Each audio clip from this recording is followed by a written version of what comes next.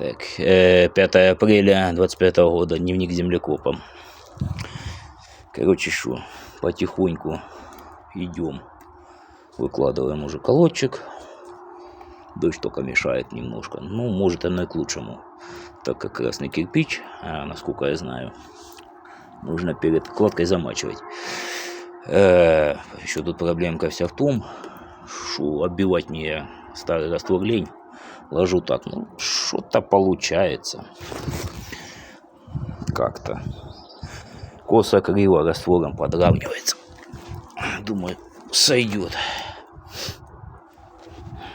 Осталось дождаться плашку с одного известного магазина. И будем устанавливать счетчик. Заходим ко мне на канал, смотрим видео. Есть довольно, я считаю, как полезные и интересные. Подписываемся, ставим лайк.